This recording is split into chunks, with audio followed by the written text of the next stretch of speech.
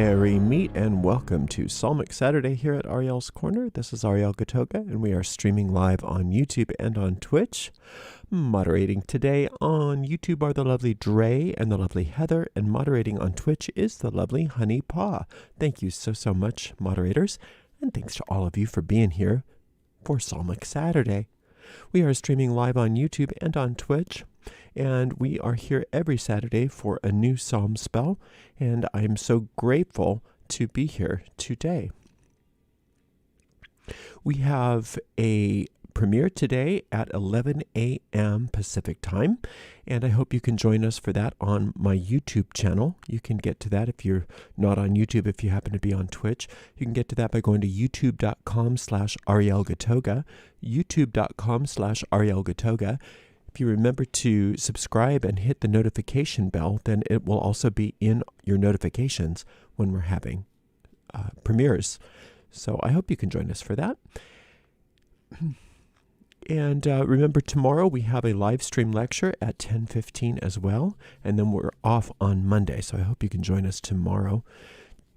We do have a website, and that's at ariels-corner.com, Ariel's Corner with a hyphen.com, and you can download your own free booklets. You can register for free courses. You can listen to free lectures and free full-length guided meditations. We have several communities available. Well, we have one community, but several different places to find our community. One is our Discord server. The other is our Facebook group. And then we have a forum that's attached to our website. So there's lots of places to connect and get the support that you need. I do have a brand new booklet that just got published, and it is a tarot spell. And you can get to that booklet by going to arielgatoga.com/tarot-spell. arielgatoga.com/tarot-spell with a hyphen. And it's a wonderful spell. It's very effective, and I hope that you enjoy it. And I'll be getting some more booklets done as the weeks progress. All right, if you have any questions, I will try to get to them before the end of the stream. This psalm that we're doing today isn't super duper long, so we should have at least a few minutes. So you can put those questions right in the chat thread. If for some reason I run out of time, check back tomorrow, and I will try to take those questions on tomorrow's live stream. All right. I guess we are done. Oh, just as a reminder, we do have two booklets on Psalm Magic. The basic Psalm Magic booklet is called How to Work Psalm Magic, and you can get that by going to arielgatoga.com/psalmbook, arielgatoga.com/psalmbook, and there's a second psalm book based on the magic of Psalm 119, and you can get that by going to arielgatoga.com/psalm119, arielgatoga.com/psalm119. Excuse me. All right, here we go.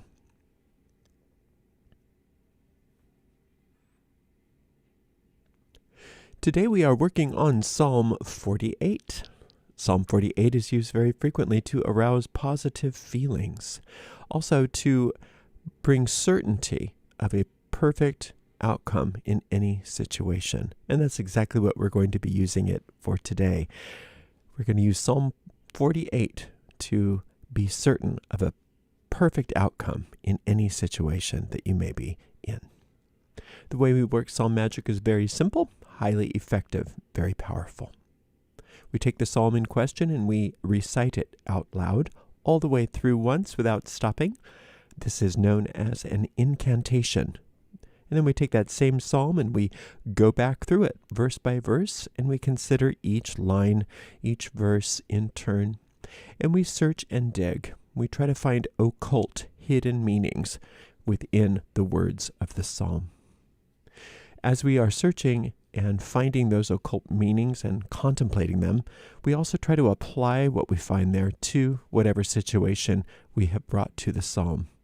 And by doing all of this, we are in a very real sense taking those seeds of magic that we find therein, taking those seeds of magic that we find in the psalm and planting them deeply in the fertile grounds of our minds, where they, in a very real way, take root, grow, blossom forth, and bear fruit after their kind. And that's what we're going to do together right now with Psalm 48.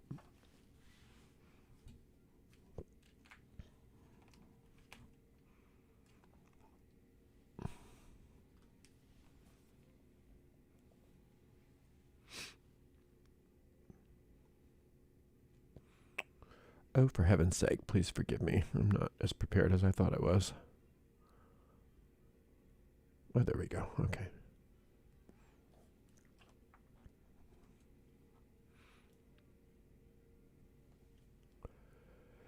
Great is the Lord, and greatly to be praised in the city of our God, in the mountains of his holiness. Beautiful for situation, the joy of the whole earth is Mount Zion, on the sides of the north, the city of the great King.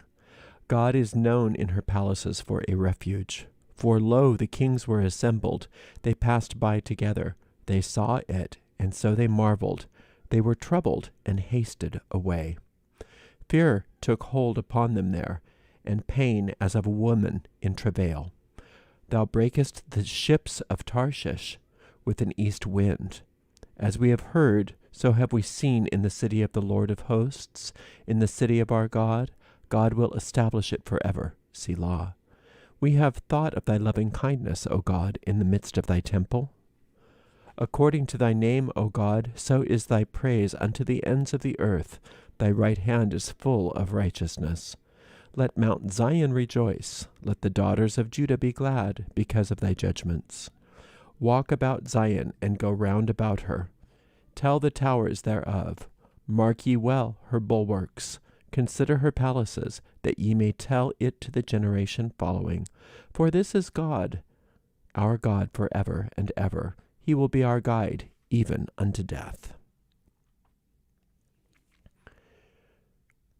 All right, so we start out with, it's obviously a praiseful psalm.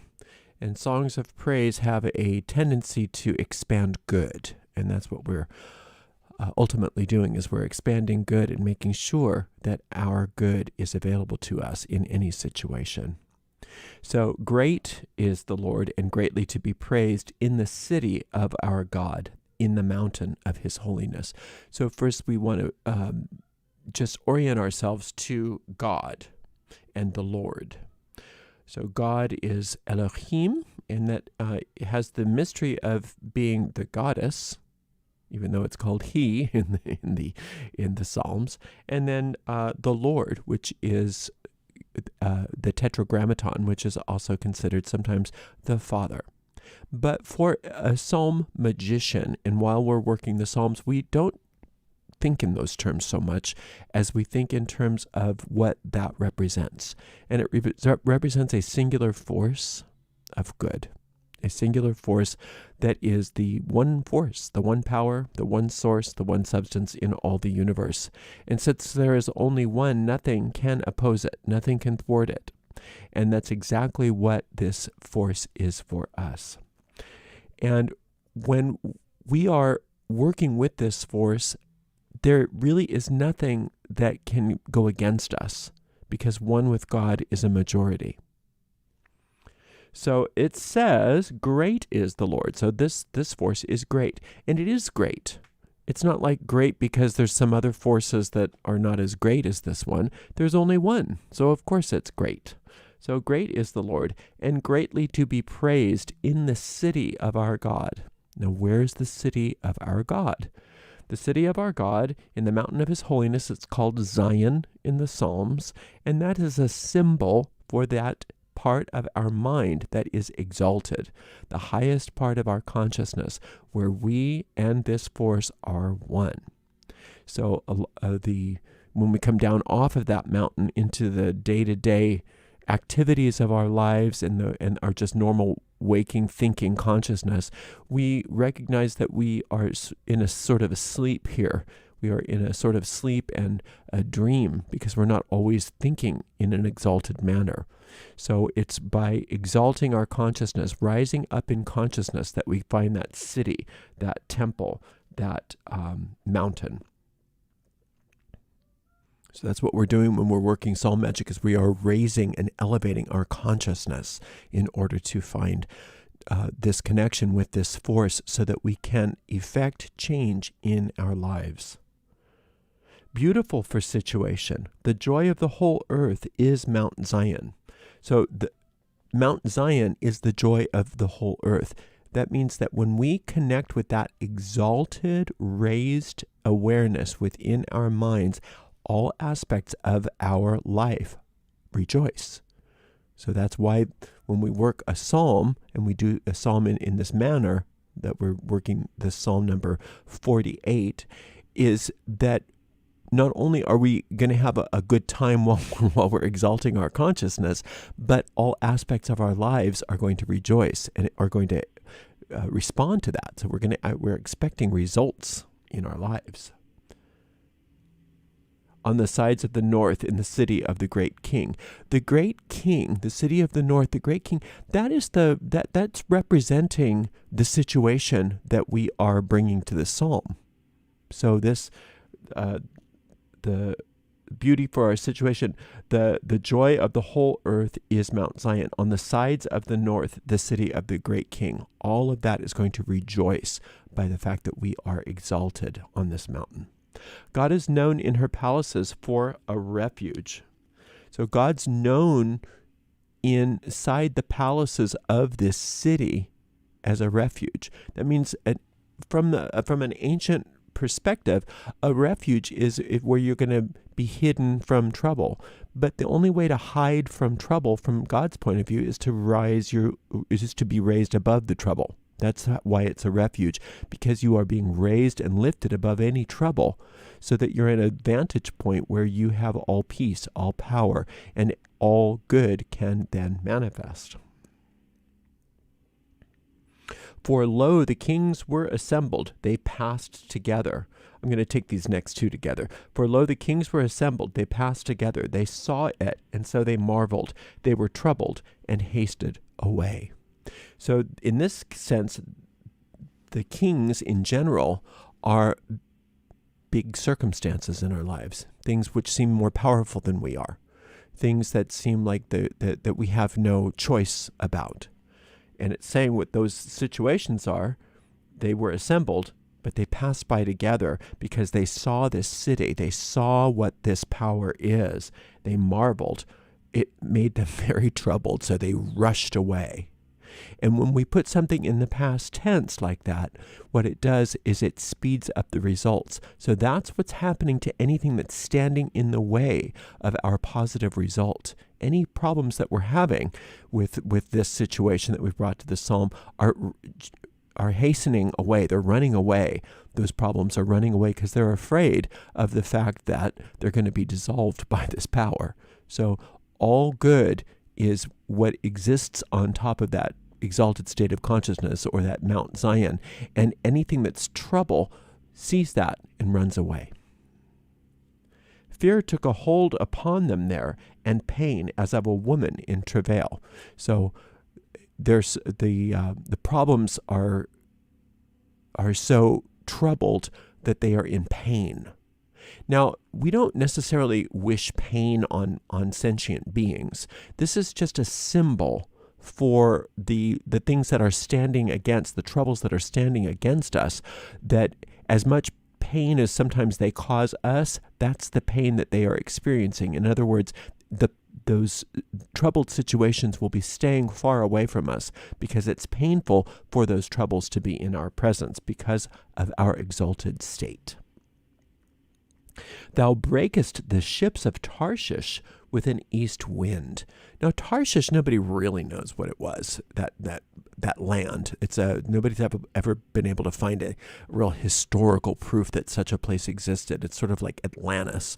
But Tarshish represents, it was a city of commerce where a lot of trading was going on. But what it represents in the Psalms is hard situations, tough situations, immovable situations, hard, cold reality that there's just nothing you can do about it. So it's saying that the ships of that are broken. with an east wind. Now, what comes from the east? Think of east of Eden in the Genesis story. East of Eden is where God took Cain to protect Cain from being in trouble for what was considered to be a negative action, right? So we are, that eastern wind is actually helping to blow away all of our problems. Blow away all of our problems. So when God takes something from the east, it's a symbolism. It's symbolic that God's in charge of it. God's 100% in charge of whatever's coming from the east. That's just a symbol. And so an eastern wind in that sense is that God will not abide any of these problems, any of these hardened conditions. As we have heard, so have we seen in the city of the Lord of hosts, in the city of our God. God will establish it forever. So as we have heard, so have we seen. Isn't that special? Isn't that wonderful? As we have heard, so we have seen. So you hear it first and then you see it. So that is giving you a context for what your words are. If you're hearing it, that means you're saying it, you're speaking it either in your mind or with your mouth. And what you hear in your mind is something that you will eventually see. And then it's saying, in the city of the Lord of hosts, in the city of our God, God will establish it forever. That means that anything that you desire, if you hear it, then you'll see it, and God will establish it. God will establish it. But anything that is hardened, anything that is against the will of God will be blown away, will be destroyed. Both together in the same part of the psalm. We have thought of thy loving kindness, O God, in the midst of thy temple. So thinking of the loving kindness of God, thinking of sphere number 4, the sphere of mercy. When you're in the temple of God, that doesn't mean that you're going to some building. That's that exalted state that's where the temple is on the Mount Zion. So it's in your mind. And in your mind, you want to think of God's loving kindness. Why? Because thought is reality. Thought creates reality. All thought creates form. So you want to think in terms of God's loving kindness while you're in that temple, because whatever you think of in that temple is what you hear and then what you will see, because that's how it works. You hear it, then you see it, and then God establishes it. Now, if you are at odds with God's will, then God doesn't establish it, but you establish it, and that's when we have problems. So we don't want to establish our own thoughts separate from God. We want to have God establish the thoughts of God in our lives. So we want to think thoughts of God in God's temple, not thoughts of our ego. And the thoughts of God are thoughts of loving kindness. According to thy name, O God, so is thy praise unto the ends of the earth. Thy right hand is full of righteousness. So according to thy name, the name of God is the nature of God. So all those qualities of God, there's a lot of qualities of God. But if you work with angel magic, or if you work with any of the other psalm magic that I talk about, we talk about 8 qualities of God that are pretty typical. That's the principle of life, divine life, the principle of divine soul, the principle of divine spirit, the principle of infinite intelligence, the principle of divine truth, the principle of perfect love, the principle of divine law, and the principle of divine presence. Those are all things that you can think of, because those are the names of God. So according to the name of God, according to thy name, O God, so is thy praise unto the ends of the earth. Thy right hand is full of righteousness. God is praising. God is praising, and God praises. Now, God's right hand is that severe sphere on the tree of life. That is the sphere of Mars. So when God's gotten hold of that sphere of severity, what does God do? God praises. God gives everything good. God gives everything good. And so that's how we are victorious over problems. That's how we are victorious over any anything that seems to stand in our way, because God's right hand, or that severe warrior part of God, is full of righteousness. Well, what's righteousness? Righteousness is right thinking. Right thinking. So good thoughts. So all of the thoughts of God are what overcome all problems in our lives. And that's how God praises us. So God praises us already.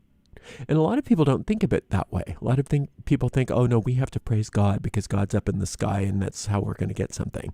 And it's that's how we get God's ear. We've already got God's ear. God never stopped listening to us. But see, God is already praising us. Because why? God thinks that we're amazing. Why? Because God created us amazing. So if we're not experiencing God's praise, if we're not experiencing our lives as God created us, that's because we're thinking thoughts that are separate from God. And in this psalm, we're saying, no, we're not doing that anymore. We're going to allow ourselves to think the thoughts of God by exalting our consciousness, by raising our consciousness and thinking the thoughts of God, thinking thoughts of loving kindness, it says. Let Mount Zion rejoice. Let the daughters of Judah be glad because of thy judgments.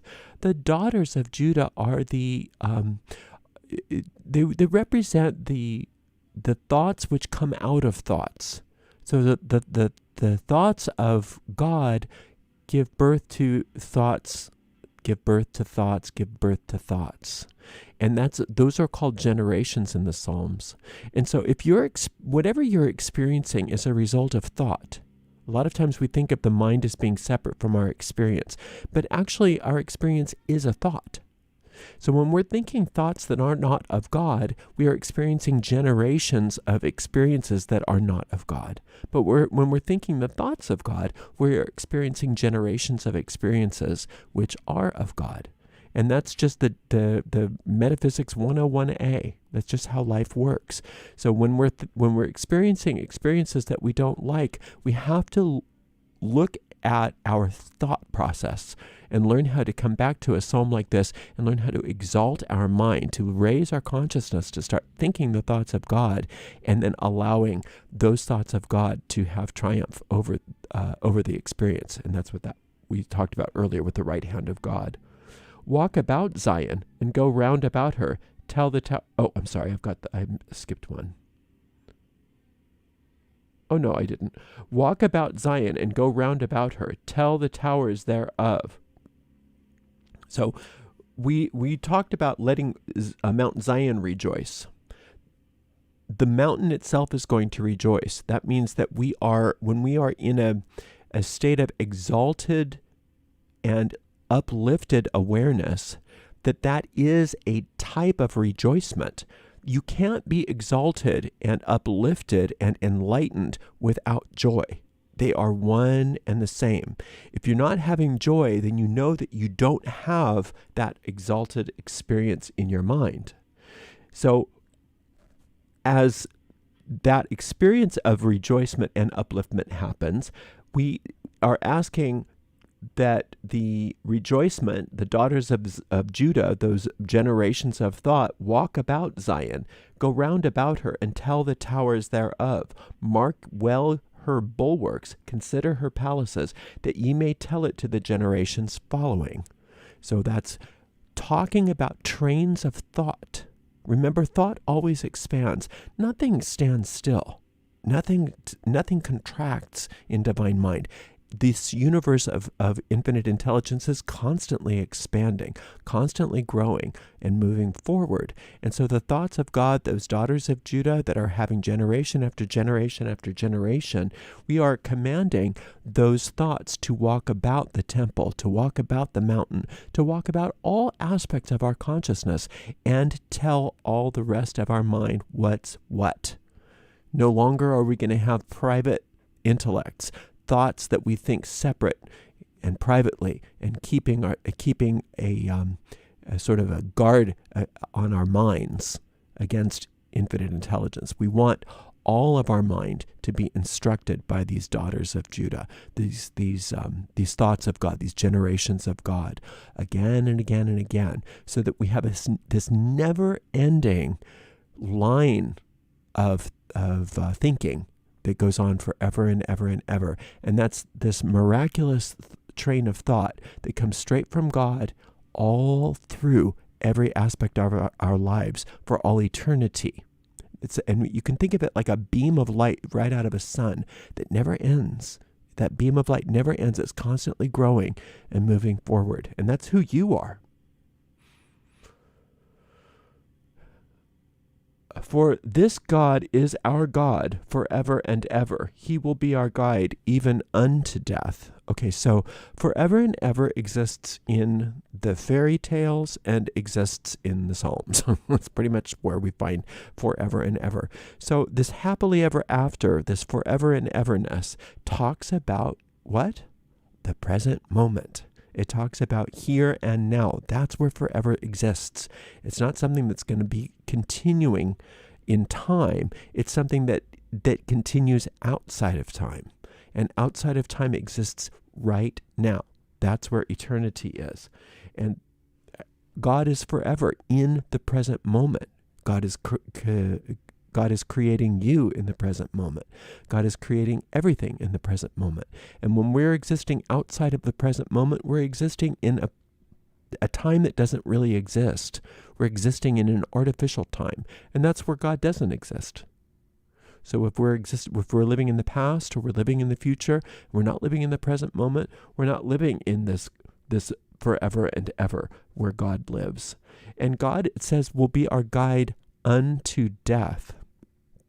Unto death, we don't have to think about it so much as unto when this body will die, but God will be our guide no matter what, even until this situation dies. The situation that we're worried about. And even once the situation passes by, we're going to have another situation, and God will be our guide there. And then God will be our guide on to the next one and to the next one. Remember, forever and ever exists in the present moment. So if you're allowing yourself to be guided and led each and every moment, then you are living in eternity, and you're living in heaven. You're living in that state of awareness where God is our God forever and ever. He will be our guide even unto death. Not only unto death, like I said, of the physical body, but from situation to situation to situation, to allow us to exist outside of time, to exist outside of mortality, to exist on the other side of the veil, where we have eternity. And that's exactly what the psalm is there for. The psalm is there to bring us eternity in the place of mortality, to bring us success in the place of failure, to bring us certainty in the place of doubt, to bring healing in the place of disease, to bring prosperity in the place of poverty, etc. And that's what this is all about. So you just keep coming back to that psalm every single day until you get a sense of peace and a sense of certainty that all is working out. And when you get that sense of peace and certainty, that is a sign to you that the spell has taken and that manifestation is imminent and that you don't have to work on this anymore, whatever this was. You can move on to the next thing. Thank you so much for spending some time with me today. I so appreciate you. Until next time, blessed be. Okay, let's see if we got anything on here. Oh, Ariel, does God ever punish us, or do we punish ourselves since God is all-loving? Punishment is not of God. The idea of punishment is not of God because God doesn't think we did anything wrong. God never condemns us, so God doesn't ever have to forgive us. God never has to punish us or correct us. But correction is something that we need to have. We do need to be corrected, but it doesn't come through punishment. It comes through what in Christianity is called repentance. But repentance in Christianity is oftentimes a type of punishment. And that's not what is the reality. Repentance simply means to rethink something. It means to make a new choice. It means to see something differently. It means to retool our mind. So the punishment happens as a result of cause and effect. So if you touch a hot stove, God doesn't say, oh, you touched the hot stove, I now need to bring down punishment on you. The stove being hot is what punished you, right? It's built into it. So if you do something in this world that is counter to what is good for you, the thing itself will let you know that was wrong. So that's why sometimes guilt is not a bad thing, at least momentarily. Sometimes that little pang of guilt is good for you because it lets you know, oh, I'm off the mark. But that's not because God's punishing you. It's because, and it's not even punishment.